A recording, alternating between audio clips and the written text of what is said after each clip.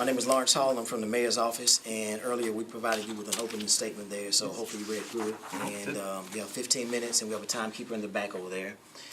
So now the floor is yours. All right. Well, thank you very much for asking us to come in today. My name is Gary Gaston. I'm the Chief Executive Officer in the Nashville Civic Design Center. And it is my pleasure to be here to talk to you about the work of the Civic Design Center and hopefully our continued partnership and collaboration with Metro Nashville in the coming year. The mission of the Civic Design Center is to elevate the quality of Nashville's built environment and to promote public participation in the creation of a more beautiful and functional city for all.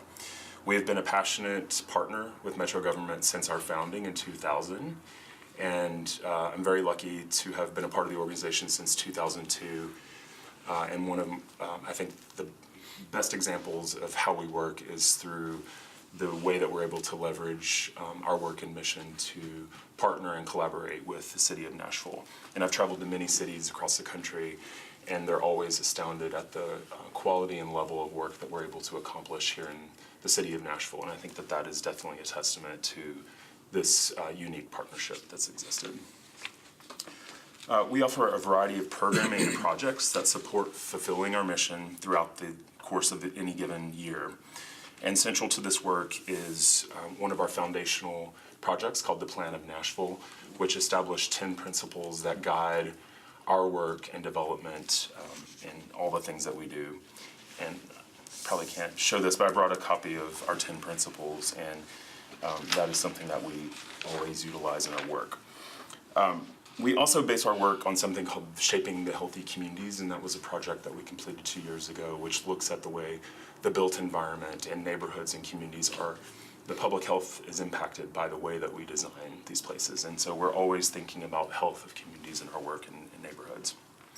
Additional ways that we fulfill our mission is through public education and civic design, through lectures by prominent speakers, presentations on the history and practice of urban design and civic planning, an educational curriculum which is currently being taught in Metro Nashville middle schools and in high schools, and continuing education opportunities for design professionals and as well as neighborhood residents. We provide a professional staff and highly qualified design fellows to consult on civic design and community development projects.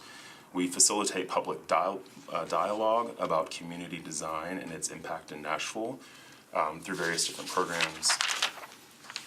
We research and publish reports on civic design issues that play a prominent role in design and policy decisions in Nashville.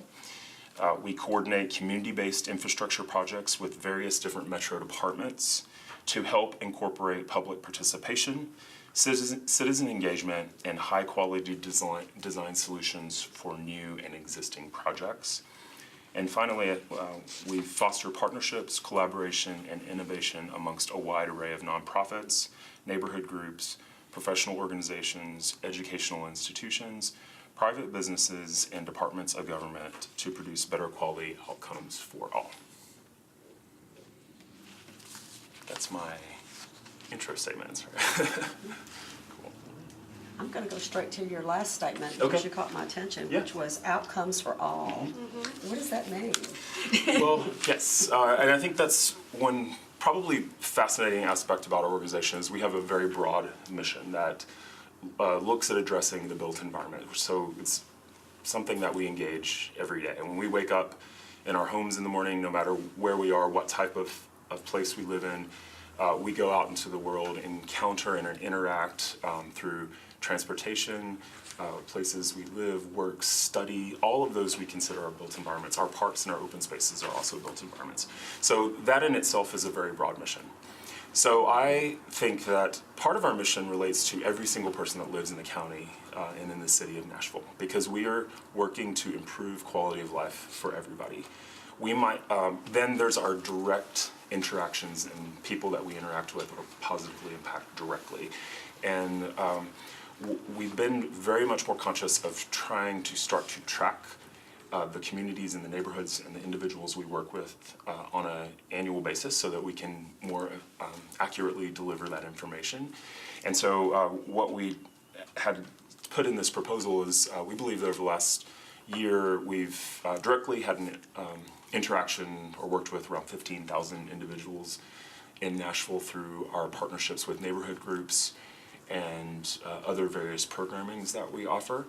And we hope in the coming year, with continued funding from the city, to be able to increase that to 20,000 individuals. But again, there's that whole, how is this affecting everybody that lives in the city, in addition to the region as well, because there's obviously so many people coming in and out of the city, versus the more sort of direct impact of individuals in neighborhoods and communities. Can you just give an example of your work last year? Yes. So over the course of last year, we've done, I'll touch on some neighborhood-based projects, and I'll just touch on the most recent one because I gave a presentation on it just a couple of weeks ago. And this, maybe I could set this up as a narrative of how a project can happen or transpires at the Design Center.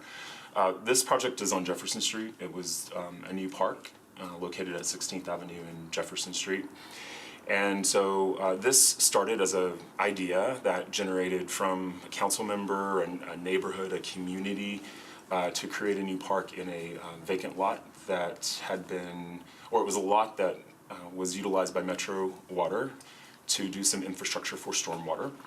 And so nothing could be built on that site, so the question arose, could that become a park? And so we were asked to be a part of that process. We've worked very closely with council members, with the Metro Parks Department, with the universities along the corridor of Jefferson Street, with neighborhoods, residents all along Jefferson, with school children in the area, to come up with ideas for what the design of that park could be, and then take those ideas, show visualizations for what that could look like, to then advance it to receiving funding in various different ways in the city, and the ultimate design being done. Metro Parks was able to hire a designer to come up with the design of that park. So that's one instance, and then we continue to be involved with, as we know, it's going to take a couple years to be implemented, but the Parks Department gave us a very good compliment, I think, that we were able, through our work, were able to get the project underway before there was actually funding available from a city standpoint. So I think this part points to a particularly important part of our role, is that we can utilize our resources and assets to advance an idea for a project before it's been realized, or before it's even within the larger community dialogue. We can engage with the residents to incorporate their visionary ideas into the design of what that can become. And then we can also bring in resources that the cities might not have access to. Through our nonprofit status, we can often apply for grants or for other sources of funding that can then be utilized to help realize these projects that might not have the funding in the city. How do you engage the neighborhood? We engage through a variety of different ways. We obviously, through leadership, neighborhood organizations, individual one-on-one. If a resident has an idea, I think we try to listen to that and incorporate it as much as possible. We have worked with the mayor's office and the various different departments on their engagement processes. Currently, we are working very closely with Metro Public Works and Metro Planning to help them with their community engagement, so that when a project comes in, it's vetted amongst the community and then has a better opportunity for long-term success. So we try to provide numerous different outlets. For instance, with Jefferson Street Park, we actually had community engagement at the school level. So kids were given an opportunity to play in the space. We had a pop-up park there for a day, and then we got ideas through just marker boards and ideas that were posted by kids who were actually using that, and then that was pulled into the design process. Your annual operating budget is? Our for this fiscal year, our operating budget is $1,225,000.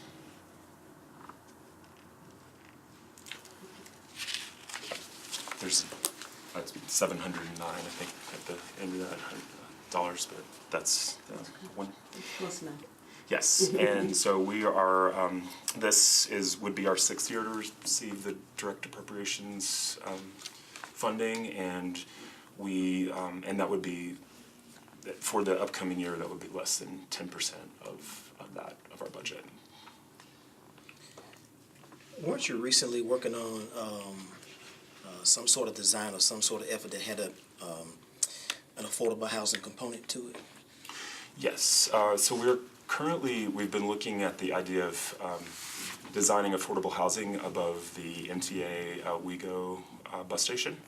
That was originally conceived when the building was designed, but it was not built. And so this is a great sort of idea, a way of which the Design Center can look at or approach a project idea and then advance that forward potentially. So we're in collaboration with the University of Tennessee College of Architecture and also Vanderbilt engineering students. We're looking at the feasibility of that, if it's structurally possible, and then how that could be potentially built. We're looking at innovation through what's called high-rise wood construction, which would also be an affordability. But we are also putting on finalizing touches on a report on affordable housing, which we've been working on for a little bit now. But I'm very excited about this because it'll be an educational tool to show people the need and the impact as a general education on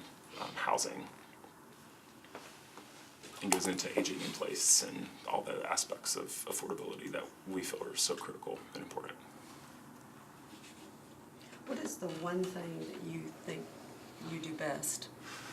What I am so proud of is the trust that we have built amongst the community in the neighborhoods that we worked in. So I think that what we do best is we provide an objective third-party approach that works in close collaboration with Metro government, but is also independent, so that when we go into neighborhoods, we do have that trust from the community, and we work collaboratively with them so that it then aligns with the funding as it becomes available in the city. So to me, it's wonderful to have that close working partnership with the various different neighborhoods that we have around the city. Okay, thank you. Okay. Thank you, sir. Yeah, thank you. Okay.